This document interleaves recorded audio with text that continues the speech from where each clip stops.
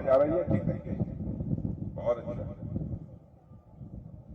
हमारे मध्य प्रदेश सरकार के उप मुख्यमंत्री, बल्कि उस माइक की आवाज ज्यादा अच्छी है, क्यों?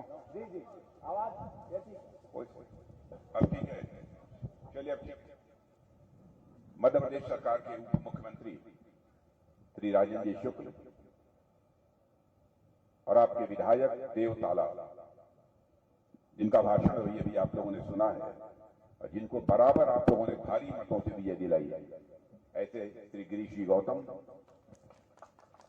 और आपके सांसद श्री जनार्दन जी मिश्र। जनार्दन जी मिश्र के बारे में मैं कह सकता हूं क्योंकि संसद में इन्हें देखने का, चलते हुए, बोलते हुए, बैठते हुए देखने का मुझे अवसर प्राप्त होता है। सज्जनता और सरलता के प्रतीक हैं हमारे जनार्दन जी मिश्र। जिलाध्यक्ष रीवा डॉक्टर अजय सिंह, माइक गड़बड़ लग रही है, वो ज्यादा, चलो इसको ऑफ कर दो, इसको ऑफ कर दो, लिस्ट देखिए।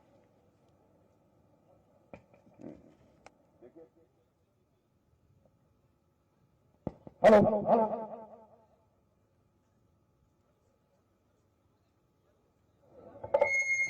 Hello, hello hello hello,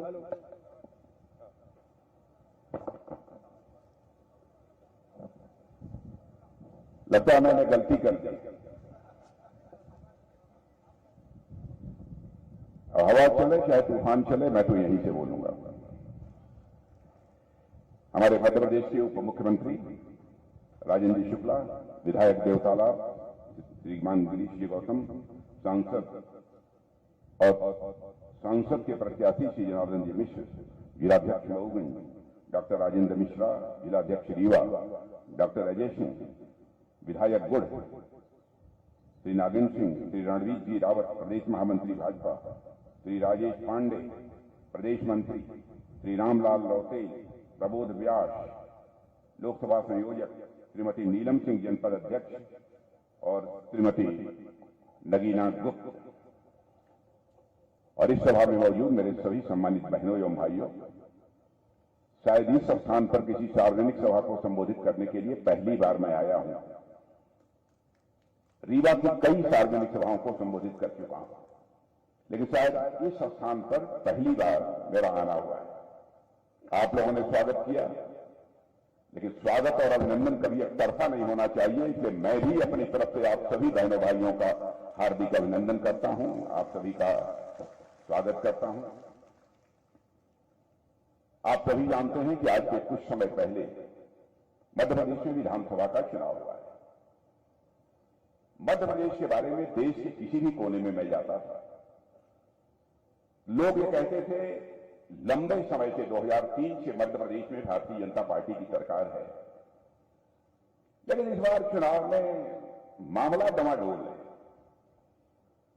Bhajpa की सरकार मध्य प्रदेश में नहीं बन पाई, और ईमानदारी की बात है, मेरे मन में भी यह शंका पैदा हो गई। लेकिन जब मध्य प्रदेश की सार्वजनिक सभाओं को संबोधित करने के लिए मैं यहां पर आया, और यहां से लौटने के बाद हमारी प्रधानमंत्री जी से बात हो रही थी, तो मैं प्रधानमंत्री जी को कहा कि प्रधानमंत्री जी, मैं पूरी तरह से आश्वस्त हूं, भारी भरकम बहुमत से मध्य प्रदेश में भारतीय जनता पार्टी की सरकार बनने जा रही है। और बहनों भाइयों, आप लोगों ने भारतीय जनता पार्टी की झोली भर दी विधानसभा के चुनाव में। पिछली बार मैं सिंगरौली, सीधी, यहां की सार्वजनिक सभाओं को संबोधित कर रहा था, तो एक चिंता भी मैंने व्यक्त की। मैंने कहा 4 महीने पहले मध्य प्रदेश के लोगों ने वोट डाला है, प्रचार किया है, और 4 महीने के बाद फिर से वोट डालना, प्रचार करना। तो मैंने यह कहा था कि 1 नेशन 1 इलेक्शन, एक देश एक चुनाव होना चाहिए, एक ही बार में सब निपट जाए, उसके बाद जो है और शेष जो हमारे स्थानीय निकाय के चुनाव हैं वह एक बार में हो जाए, 2 बार चुनाव इससे ज्यादा 5 साल में नहीं होना चाहिए। यह बात मैंने उस समय कही, यहां के अखबारों में छपा भी होगा। लेकिन मध्य प्रदेश में जो भारतीय जनता पार्टी की सरकार रही है, मुझे याद है 2003 के पहले, क्योंकि 2003 के पहले उत्तर प्रदेश का मुख्यमंत्री मैं भी था, उस समय भी मैं मध्य प्रदेश आया था। लोग कहते थे मध्य प्रदेश ये बीमारू राज्य है। 2003 के बाद भी कुछ समय तक बराबर मध्य प्रदेश को लोग बीमारू राज्य ही कहते रहे। लेकिन पता नहीं आप लोगों को जानकारी है कि नहीं है, लेकिन देश के आर्थिक स्थिति के जो समीक्षक हैं वह कहते हैं कि अब 2003 के पहले का यह मध्य प्रदेश नहीं रह गया है, बल्कि जो देश का विकास का चक्का मोदी जी के नेतृत्व में तेजी से घूम रहा है, उसमें ग्रोथ इंजन की भूमिका यदि कोई निभा रहा है तो यह मध्य प्रदेश निभा रहा है। उसको आगे बढ़ाने का काम यह मध्य प्रदेश कर रहा है। यह बहुत बड़ी बात है। अब हमारा मध्य प्रदेश बीमारू राज्य नहीं रह गया है। रेलवे स्टेशन का जिस तरीके से आधुनिकीकरण हो रहा है, कामों के लिए मैं गणना कराऊंगा तो अनावश्यक मेरा पूरा का पूरा समय चला जाएगा। लेकिन एक बात यहां के किसानों के लिए मैं कहना चाहता हूं, क्योंकि मैं भी किसान परिवार का ही हूं, कोई मैं बहुत बड़ा बाबू नहीं हूं, कोई मैं राजा महाराजा बड़ा नहीं हूं, मैं सामान्य किसान हूं। किसानों के लिए एक बात जो मुझे अपील करती है, जो यह सरकार करने जा रही है, मेरे बहनों भाइयों, 1.25 लाख करोड़ रुपए से सारे देश में 1.25 लाख करोड़, 1 लाख मत मान लीजिएगा, 1.25 लाख करोड़ खर्च करके लगभग 700 से अधिक ऐसे भंडार बनाने जा रही है, गोडाउन जिसे कहते हैं, गोडाउन बनाने जा रही है। वो इसलिए बनाने जा रही है क्योंकि जो ही फसल पैदा होती है, आनन फानन कीमत पर किसान उठाकर उसे बेच देता है, क्योंकि उसकी घर की आवश्यकताओं को भी पूरा करना होता है। तो हमारी सरकार ने अब तय किया है कि किसान के सामने यह नौबत न आने पाए। फसल पैदा होती है, वह चाहे तो भंडार गृह में उसे रख दे और वहां से कुछ पैसा ले ले और अपना घर का खर्च पर चलाए, और जब अनाज की कीमत बढ़ जाए तब ले जाकर उसे वह बाजार में बेच दे। इसलिए यह सरकार इस क्षमता का निर्माण सारे देश भर में कर रही है। आपके क्या काम हुए हैं? अब जैसे यहां जो लोग बैठे हैं, मैं जानता हूं, यदि मैं आपसे पूछूं केंद्र सरकार की योजनाओं से किन किन लोगों का लाभ मिला है, तो मैं दावे के साथ कह सकता हूं अधिकांश लोगों को, किसी को 1, किसी को 2, किसी को 3 योजनाओं का लाभ तो जरूर मिला होगा। किसी किसी को 4-4, 5-5 योजनाओं का लाभ मिला है। अब मैं किसानों की बात करना चाहता हूं। हमसे कांग्रेस के लोग कहते हैं साहब 6,000 रुपया आपने किसानों को दे दिया, कौन सा बड़ा कमाल कर दिया। बहनों भाइयों, मैं किसान हूं, मैं जानता हूं 2,000 रुपया घर में किसान के लिए नहीं होता है, उसकी फसल बर्बाद हो जाती है, खाद नहीं डाल पाता है, बीज नहीं डाल पाता है, यह हालत होती है। अब मुफ्त का 6,000 रुपया यदि हमारे प्रधानमंत्री दे रहे हैं तो उसकी भी हमारे कांग्रेस के लोग आलोचना कर रहे हैं। इसका क्या मतलब है? बहुत सारी, मैं योजना की जानबूझकर चर्चा नहीं कर रहा हूं, मैं गिनाना शुरू करूंगा तो घंटे भर का समय मेरा इसी में चला जाएगा। और बहनों भाइयों, जिस तेजी से विकास हुआ है इस हमारे मध्य प्रदेश का और हमारे देश का जिस तेजी से विकास हुआ है, मैं एक बात बतलाना चाहता हूं आपको, सारी दुनिया में भारत के प्रति तो धारणा ही बदल गई। भारत के प्रति लोगों की धारणा ही बदल गई और लोग यह मानते हैं, वह दिन दूर नहीं है कि भारत 25, 30, 40 वर्षों में विश्व की महाशक्ति बन जाएगा, सुपर पावर बन जाएगा भारत। यह लोगों की धारणा बनने लगी। अभी मैं जब दिल्ली से आ रहा था तो इलाहाबाद एयरपोर्ट पर मैं अपनी ये प्लेन से उतरा तो थोड़ी देर के लिए मैं चला गया था, वहां जो रेस्ट रूम होता है उसमें मैं चला गया। वहां पर एक समाचार पत्र मैंने पढ़ा। समाचार पत्र में एक अमेरिका के एम्बेसडर ने, तुम कहां रख दिए कागज भाई, देखो तो वहां है, मैंने नोट किया था, मैंने छोटा कागज था ना। अमेरिका के एम्बेसडर ने, उनका एक स्टेटमेंट था, मैं उसे मैं देख रहा था, वहां नहीं, अच्छा इसमें रखा हुआ है। अमेरिका के एम्बेसडर ने, मैं दुनिया का सबसे ताकतवर देश यदि कोई माना जाता है तो अमेरिका माना जाता है, तो अमेरिका के एम्बेसडर मिस्टर एरिक गार्सेटी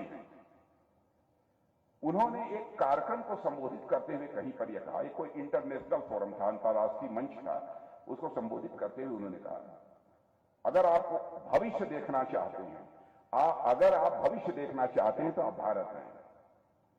आप यदि भविष्य को महसूस करना चाहते हैं तो आप भारत आए, और यदि आप भविष्य पर काम करना चाहते हैं तो भारत आए। यह दुनिया के सबसे शक्तिशाली देश अमेरिका के राजदूत ने कहा है। ये हम लोगों के लिए कोई छोटी बात नहीं है। और भारतीय जनता पार्टी के बारे में, और मैं तो प्रेस के दोस्तों से भी कहूंगा, हमारी कोई भी बात गलत हो तो आप अखबारों में लिख दीजिएगा, कह दीजिएगा कि राजनाथ सिंह ने झूठ बोला है। शंका हो तो हमसे बात कर लीजिएगा, हम उसका समाधान देंगे। क्योंकि आज तक जो मैंने राजनीति की है, जनता की आंखों में धूल झोंक के बहनों भाइयों कभी राजनीति नहीं की है। जनता की आंखों में आग डालकर मैंने राजनीति बराबर, यह सावधानी हमने बरता है। हम जो कहते हैं वह करते हैं। मैं यह नहीं कह रहा हूं हमारा नीचे का कार्यकर्ता कुछ बोल दिया था, किसी ने और चलते फिरते कुछ बोल दिया, उसी को भाजपा का आप स्टेटमेंट मान लें। चुनाव होता है तो घोषणा पत्र हम तैयार करते हैं, वो सोच समझ नाप तौल कर हम घोषणा पत्र तैयार करते हैं। हमारे मोदी जी ने तो इतनी सावधानी बरतते हैं कि 2014 में जब वो प्रधानमंत्री के उम्मीदवार बने थे तो राष्ट्रीय अध्यक्ष नहीं था। उस समय भी उन्होंने कहा कि राजनाथ जी देख लीजिएगा चुनावी घोषणा पत्र, कहीं कुछ ऐसा ना हो जाए हम उसमें कह दें कुछ और कर ही न पाए। और 2019 में कहा कि घोषणा कमेटी के चेयरमैन कोई बनेगा, राजनाथ सिंह ही बने, हम ही को बना दिया। 2024 में भी हम ही को बना दिया। नाप तौल कर चीजों को चाहते हैं कि घोषणा पत्र में शामिल किया जाए ताकि जो कहा जाए वो हो। अब मैं याद दिलाना चाहता हूं 1984 में फिर लगातार हम लोग अपने घोषणा पत्र में भाजपा ये कहती चली आ रही है कि हमारी सरकार बनेगी, संसद के दोनों सदनों में बहुमत मिलेगा, तो अयोध्या की धरती पर भव्य राम का मंदिर बनने से दुनिया की हमें कोई ताकत रोक नहीं पाई। बहनों भाइयों, आपने देखा कि आपने संसद के दोनों सदनों में बहुमत दे दिया, हुआ है अदालत के फैसले से, लेकिन अवसर हमको मिला है, अवसर हम लोगों को मिला है कि अयोध्या की धरती पर आज भव्य राम का मंदिर बनकर खड़ा हो गया। मर्यादा पुरुषोत्तम भगवान राम अपनी झोपड़ी से निकलकर अपने महल में स्थापित हो चुके हैं। बहने भाइयों, मुझे तो ऐसा लगता है कि भारत में अब राम राज्य आने का यह शुभ संकेत है। राम राज्य हम कहते किसे? जब लोगों के अंदर अधिकार बोध के बजाय कर्तव्य बोध यह ज्यादा पैदा हो। और आपने देखा कि सारा संकट रामायण काल में भी खड़ा हुआ था कैकेयी के कारण ही ना, क्योंकि उनके अंदर अधिकार बोध ज्यादा पैदा हो गया था, कर्तव्य बोध नहीं था। शेष लोगों ने अपने कर्तव्य का ही निर्वाह किया था। मुझे ऐसा लगता है हम लोगों ने कहा था धारा 370 समाप्त कर देंगे, चुटकी बजाकर समाप्त कर दिया।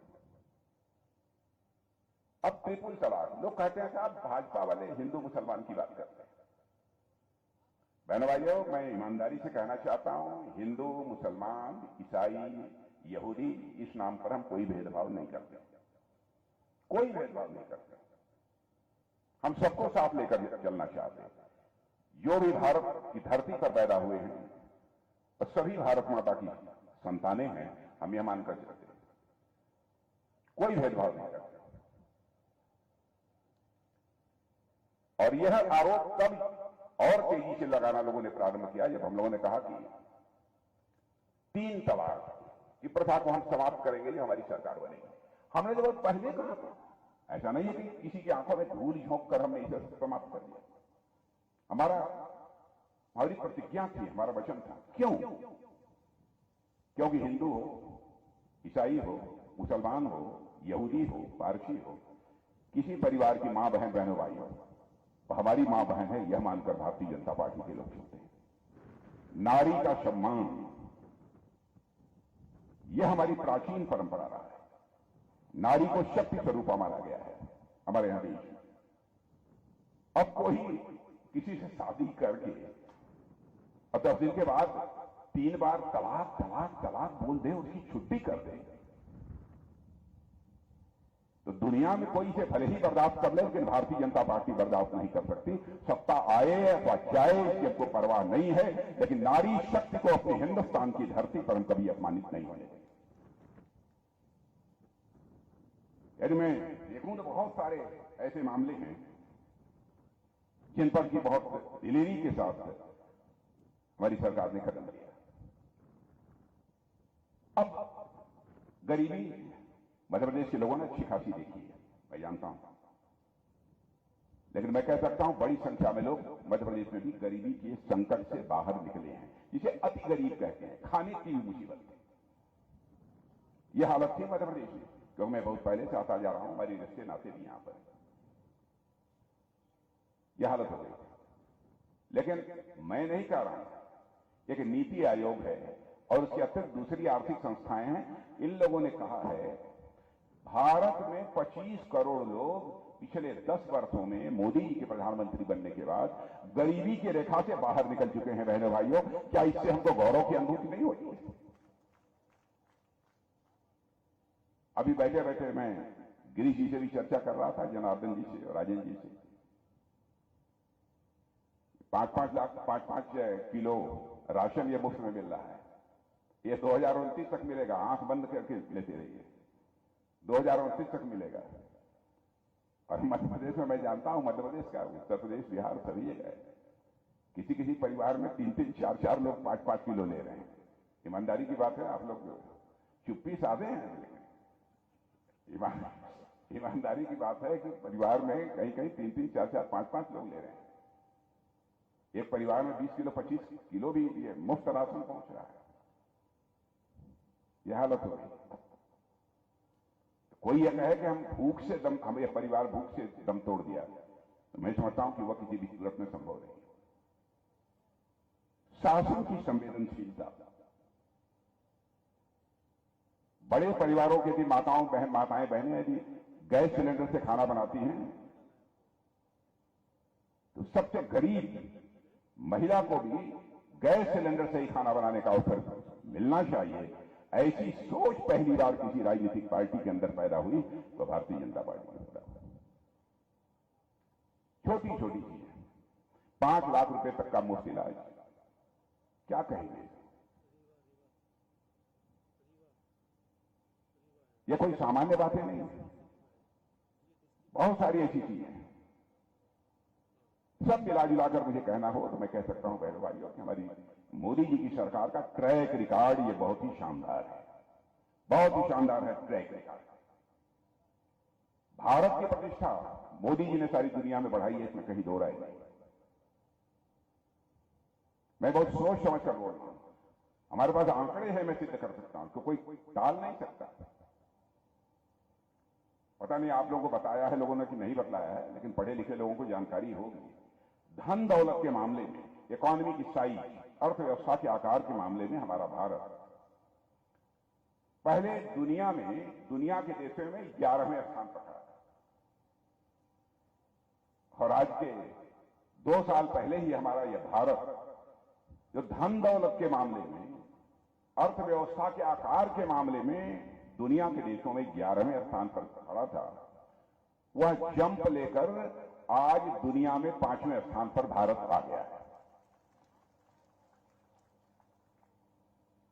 और भारतीय नहीं, वित्तीय फर्म, फाइनेंशियल फर्म्स जो सारी दुनिया की हैं, वह कहती हैं भाई भारत जितनी तेजी के साथ आगे बढ़ रहा है, 2027-2024 है, 2026 समाप्त होते होते ही हमारा भारत दुनिया की टॉप 3 कंट्रीज में आकर खड़ा हो जाएगा, दुनिया के 3 देशों में खड़ा हो जाएगा। और मैं भी विज्ञान का ही छात्र रहा हूं, अर्थशास्त्र के बारे में भी थोड़ी बहुत मैं जानकारी रखता हूं। मैं भी कह रहा हूं कि विश्वास के साथ जिस तरीके से देश की अर्थव्यवस्था आगे बढ़ रही है बहनों भाइयों, 2047 में भारत विकसित भारत बन जाएगा, जो हमारे प्रधानमंत्री जी का सपना है। लेकिन मुझे लगता है कि 2070-2072 आते आते विश्व की सबसे बड़ी आर्थिक शक्ति यदि कोई बनेगा तो हमारा और आपका भारत ये बने, हमारा और आपका देश भारत बनेगा। ऐसा मेरा पक्का विश्वास है। भारत के बारे में धारणा लोगों की बदल गई है। पहले हम लोग जाते थे, ये भाषण करते थे अंतर्राष्ट्रीय मंचों पर, तो हमारी बातों को गंभीरतापूर्वक नहीं लेते थे। आज यदि हम बोलते हैं तो कान खोलकर सुनते हैं कि भारत बोल क्या रहा है। यह भारत की हैसियत बन गई है। भारत का कद बहुत ऊंचा हुआ है। सब मिला जुलाकर कहना हो तो मैं कहूंगा कि मोदी जी के काम का ट्रैक रिकॉर्ड बहुत शानदार है। अब एक घटना मैं आपको बताना चाहता हूं। मैं चूंकि रक्षा मंत्रालय से, तो हमारे इंडियन नेवी, जल सेना जानते हैं नेवी के लोग, नेवी के 8 अधिकारी कतर में काम करते थे। दूसरे देश कतर में काम करते थे, रिटायर हो चुके थे। रिटायरमेंट के बाद कतर में काम करते थे। किसी मामले में कतर की अदालत ने उनको फांसी की सजा दी, लेकिन ये तो हमारे भारत के नागरिक। हमारे प्रधानमंत्री ने चिंता की और उसके बाद हमारे प्रधानमंत्री ने टेलीफोन उठाकर कतर के राष्ट्रपति से सीधे बात की। और बहनों भाइयों, आपको जानकर खुशी होगी, अदालत का फैसला था, लेकिन कतर के राष्ट्रपति ने हमारे नौसेना के 8 अधिकारियों को माफ कर दिया और वो फिर कतर से चलकर भारत आ गए। यह भारत की हैसियत बनी है दुनिया में। यह कोई छोटी बात नहीं है। ऐसी कई घटनाएं हैं। ऐसे रूस और यूक्रेन की जब लड़ाई चल रही थी, अभी चली रही है, 2 साल से चल रही, जब शुरू हुई थी तो हमारे देश के लगभग वहां पर 26-27 हजार बच्चे रहते हैं। उनके माता पिता शोर मचाने लगे कि कब हमारे बच्चे की जान चली जाए। वहां कुछ कहा नहीं जा सकता, क्योंकि रूस से भी मिसाइल चल रही थी, यूक्रेन से मिसाइल, बम, गोले बारूद सब कुछ चल रहे थे। तो लोगों ने कहा, मोदी जी चाहे जैसे भी हमारे बच्चे को यूक्रेन से निकालकर बाहर ले आइए, क्योंकि इनके बच्चे पढ़ रहे थे। कोई मेडिकल की पढ़ाई कर रहा था, कोई इंजीनियरिंग की पढ़ाई कर रहा था। जिस काम को दुनिया में कोई नहीं कर पाया, हमारे प्रधानमंत्री ने टेलीफोन उठाया, रूस के राष्ट्रपति मिस्टर पुतिन से बात की, यूक्रेन के राष्ट्रपति मिस्टर जेलेंस्की से बात की और अमेरिका के राष्ट्रपति मिस्टर बाइडेन से बात की। मेरे बहनों भाइयों, 4.5 घंटे के लिए युद्ध रुक गया और हमारे 22,500 भारतीय नौजवान वहां यूक्रेन से चलकर भारत आ गए। यह है भारत। इसलिए मैं कह रहा हूं कि भारत की शक्ति को पहचानिए और इसमें आपका भी योगदान होना चाहिए। यह मेरा पक्का विश्वास है। अब रक्षा का जहां तक सवाल है, रक्षा मंत्रालय की हालत यह थी मेरे बहनों भाइयों, पहले छोटी से छोटी चीज हम लोग दुनिया के दूसरे देशों से मंगाते थे। जानते हैं 10 वर्षों के अंदर क्या करिश्मा हो गया। भारत चाहे तोप हो, गोले हो, मिसाइल हो, फाइटर प्लेन हो, भारत की धरती पर तैयार कर रहा है और भारतवासियों के हाथों से तैयार कर रहा है। यह हैसियत भारत की बन गई और दुनिया के दूसरे देशों को हम एक्सपोर्ट भी कर रहे हैं, भेज भी रहे हैं। चित्र बदला हुआ है। इसीलिए मैं आप लोगों से कहना चाहता हूं, आप सबके दिल की हसरत होगी कि भारत को आगे जाना चाहिए, भारत को ऊंचाइयों को हासिल करना चाहिए। तो आप सबका समर्थन भारतीय जनता पार्टी को प्राप्त हो। जहां तक आपके प्रत्याशी पंडित जनार्दन जी मिश्र, उनके बारे में मुझे कहने की जरूरत नहीं है। ईमानदारी से कोई भी कलेजे पर हाथ रखकर यदि पूछेगा तो कहेगा भाई चाहे जो कुछ भी हो, जनार्दन जी की सज्जनता, सरलता और ईमानदारी, तीनों पर कोई मां का लाल प्रश्न चिन्ह नहीं लगा सकता है। यह बात मैं दावे के साथ कह सकता हूं। हाँ, यह कभी कोई शिकायत कर सकता है, किसी काम के लिए गया, अरे साहब हमारा फलनवा कमुआ तो नहीं है, ई तो हो जाए, मान लेते, क्योंकि भगवानों सबका काम नहीं करते। तो लोग समझता हो हम देहाती भाषा बोल नहीं लगता, लेकिन हमारी भाषा तो हमारे बोल कौनों के बोल में अंतर है। क्यों? थोड़ा अंतर। तो कुछ ज्यादा नहीं कहते हैं, बस यह जनार्दन जी के जिताए दरिया से मजे में इस बार कभी गर्मी वर्मी है, चिंता कैली है जाए ताकि वोट वोट घर का ठीक ठाक पड़ जाए। हाँ, जब घर से चलिया जाए तो घर वाली के पूरे परिवार विवाह के साथ लेके वोट डाले जाइए, नहीं कि अकेले निकल गए। ठीक है, चलें। बस इतना ही अंत में कहना चाहूंगा। सारी दुनिया इस समय कह रही है, सारी दुनिया के राष्ट्राध्यक्ष कह रहे हैं, दुनिया में 21वीं सदी यदि किसी की होने जा रही है तो हमारे और आपके देश भारत की होने जा रहे हैं पहले भाइयों।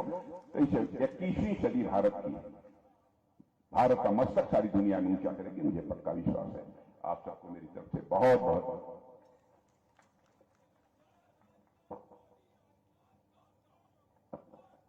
महोदय जिले के सम्मानीय जिलाध्यक्ष आदरणीय राजेंद्र मिश्र जी से निवेदन करता हूं कि आभार व्यक्त करने का कष्ट करें सम्मानीय राजेंद्र जी।